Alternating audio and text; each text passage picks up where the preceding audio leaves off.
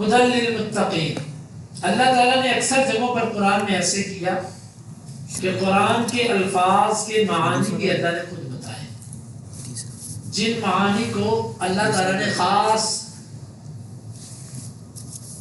یعنی کہ جن معانی کے لیے اللہ نے خاص لفظ رکھے ہیں ان کا معنی بھی اللہ نے خود بتایا. اب تقوی، متقی، عربی لغت کے اندر تو اس کا معنی ہوتا ہے بچنے والا، لیکن کس چیز سے بچنے والا یہ اللہ نے خود بتایا. آگے اس کی وضاحت کر دی. الذین یؤمنون بالغیب، متقی الذین وہ لوگ ہیں، یؤمنون جو ایمان لاتے ہیں، بالغیب غیب پر، جو غیب پر ایمان لاتے ہیں.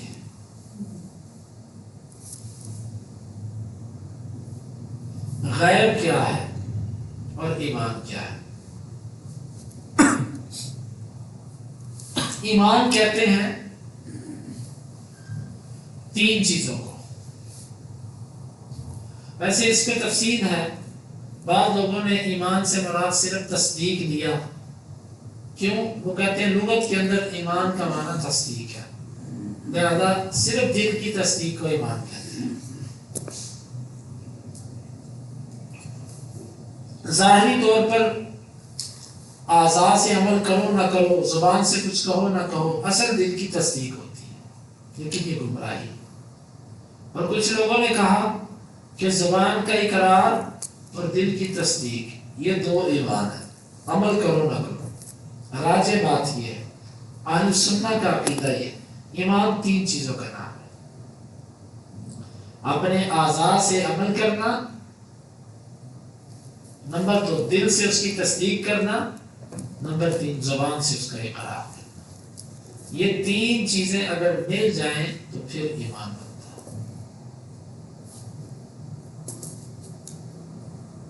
یؤمنون جو ایمان لاتے، بالغیب غیب پر. غیب سے کیا مراد ہے؟ غیب سے مراد یہاں پر دو معنی ہیں. ایک اس کا معنی غیب بمعنی غائب، جو چیزیں آنکھوں سے اوجھل ہیں اس پر وہ ایمان لاتے ہیں. اللہ، اس کا رسول، آخرت اور جنت جہنم، یہ سب چیزیں، قبر کی زندگی. یؤمنون بالغیب جو غیب ہیں چیزیں ان پر وہ ایمان لاتے ہیں. دوسرا اس کا معنی یؤمنون بالغیب کہ وہ حالت غیب میں ایمان لاتے ہیں، یعنی جب وہ تنہا ہوتے ہیں تب بھی ایمان لاتے ہیں، جب لوگوں کے اندر ہوتے ہیں تب بھی ایمان لاتے ہیں. سب کے سامنے بھی اور سب اور تنہائی میں بھی، یعنی منافقین وہ نہیں ہوتے کہ جو لوگوں کے سامنے تو مانتے ہیں اور تنہائی میں جا کے انکار کرتے ہیں. جبکہ یہ ایمان لانے والے ہیں غیب پر، ہر حالت میں مانتے ہیں. وَيُقِيمُونَ الصَّلَاةَ، تقوی والے کی پہلی علامت ایمان بالغیب. اچھا یہاں سے ایک اور بات بھی، ایمان بالغیب کے اندر وہ چیزیں بھی داخل ہیں جن کو انسانی عقل سمجھنے سے حاصل ہے. مطلب ایک قرآن کی آیت ہے یا ایک حدیث ہے، میری عقل کو وہ سمجھ نہیں آ رہی، لیکن یہ مجھے پتا کہ آیت ہے، حدیث ہے، اس کو ماننا بھی ایمان بالغیب ہے.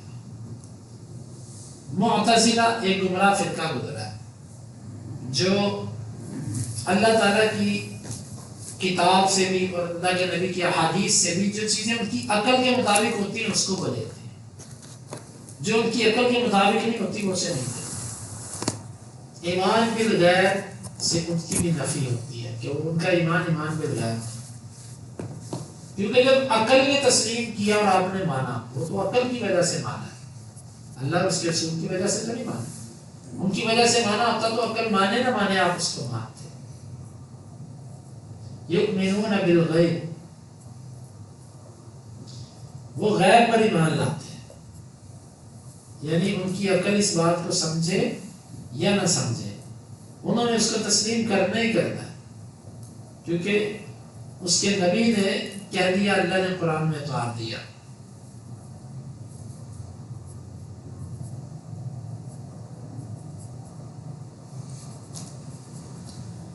اور اللہ کے ہاں مقبول ایمان بالغیب ہوتا ہے، کیونکہ جب حدیث کے اندر آتا ہے ان اللہ یقبل توبۃ العبد ما لم یغرغر، اللہ بندے کی توبہ قبول کرتا ہے جب تک وہ غرغرۃ الموت میں نہیں چلا جاتا۔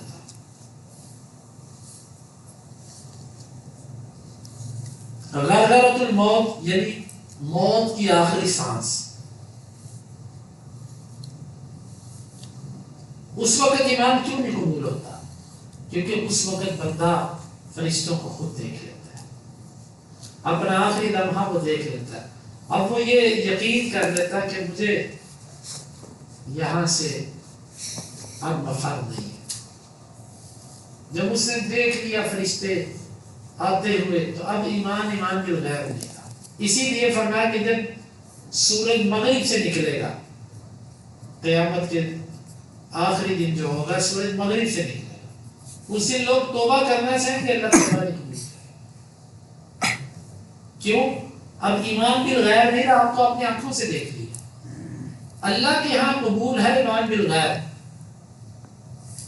اور ایک حدیث کے اندر بھی آتا ہے، اللہ کے نبی صلی اللہ علیہ وسلم سے صحابہ نے پوچھا اللہ کے رسول ہم سے بھی کوئی افضل ہے ایمان میں؟ آپ نے فرمایا ہاں۔ وہ کون؟ فرمایا وہ قوم جو میرے بعد آئے گی۔ اللہ کے رسول وہ ہم سے افضل؟ آپ نے فرمایا کہ ہاں، تم کیوں ایمان نہ لاتے؟ تم نے مجھے دیکھا، میرے اوپر وحی کو اترتے ہوئے دیکھا، میرے زمانے کو دیکھا، لیکن میرے وہ بھائی جو میرے بعد آئیں گے جنہوں نے یہ سب کچھ نہیں دیکھا وہ ایمان میں ہے۔ اس کا یہ مطلب نہیں کہ ہمارا ایمان صحابہ کے ایمان سے افضل ہے، یہ ایک جزوی فضیلت ہوتی ہے، یہ اور ہوتی ہے، اور کلی فضیلت اور ہوتی ہے۔ یؤمنون بالغیب، وہ غیب پر ایمان لاتے ہیں، ویقیمون الصلاۃ،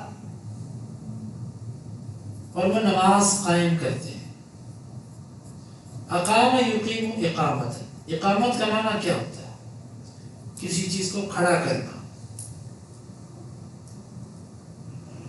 کھڑا کرنا، اس میں خاص طور پر نماز کے اوقات، ان کو کھڑا کرنے سے مراد نمازوں کو اس کے وقت پہ پڑھنا، جماعت سے پڑھنا، خشوع و خضوع سے پڑھنا، اور اس کی ساری شرطیں، فضائل، اس کے ارکان، اس کی سنتیں، ان سب چیزوں کو سامنے رکھ کے پڑھنا، یہ سب کی سب اقامت ہے۔ اور ہمیشگی سے پڑھنا، یہ نہیں کہ کبھی پڑھا اور کبھی چھوڑ دیا، یہ ہوتا ہے اقامت۔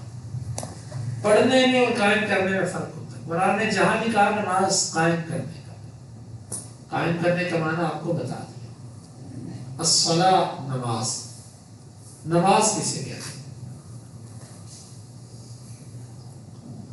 نماز کہتے ہیں ایسی عبادت، چند اقوال اور افعال کا مجموعہ جس کی ابتدا اللہ اکبر سے ہو اور اس کی انتہا سلام سے ہو۔ ان مخصوص اقوال اور افعال کے مجموعے کو عبادت ہے، نماز کہتے ہیں۔ وَيُقِيمُونَ الصَّلَاةَ، اور وہ نماز قائم کرتے ہیں۔ وَمِمَّا رَزَقْنَاهُمْ يُنْفِقُونَ، اب تیسری صفت دیکھیں، متقین وہ ہوتا ہے الذین یؤمنون بالغیب، پہلی علامت۔ نمبر 2 تقوی والا وہ ہوتا ہے یقیمون الصلاۃ، جو نمازیں قائم کرتے ہیں۔ ایک بندہ بڑا ذکر اذکار کرتا ہے، تسبیح آدمی پکڑ کے رکھتا ہے، نماز نہیں پڑھتا، یہ متقی نہیں ہے، اگرچہ آپ اس کو پیر سمجھتے ہیں، آپ اس کو تقوی والا سمجھتے ہیں، اللہ کے ہاں متقی نہیں۔ وَمِمَّا رَزَقْنَاهُمْ يُنْفِقُونَ، اور اس میں سے جو ہم نے اس کو دیا وہ خرچ کرتے ہیں۔ خرچ کرنے سے مراد بعض نے زکوٰۃ لی ہے، زکوٰۃ دیتے ہیں، اور بعض نے اس سے مراد نفلی خرچہ لیا، ویسے اللہ کے راجح بات یہ ہے کہ یہ عام ہے، چاہے وہ زکوٰۃ ہو یا کچھ بھی ہو، سب چیزیں اس میں داخل ہیں۔ البتہ بعض نے اس میں بڑی وسعت لی ہے، جو ہم نے ان کو دیا وہ خرچ کرتے ہیں، وہ کہتے ہیں کہ اس میں عام ہے، چاہے مال، چاہے علم، چاہے طاقت، کوئی بھی چیز جو بندہ اللہ نے اس کو دی ہے، اس کو اللہ کے راستے میں خرچ کرنا مما رزقناہم ينفقون میں آتا ہے۔ اللہ عالم بالصواب۔ پہلے والا معنی زیادہ واضح معلوم ہوتا ہے۔ مما رزقناہم، اس میں سے، من تبعیض کا، جس میں اشارہ کہ اللہ نے تمہیں ابھی کچھ دیا ہے، سارا نہیں دیا، اس لیے اسی کو سب کچھ نہ سمجھ لینا۔ رزقنا، ہم نے رزق دیا، اس میں اشارہ ہے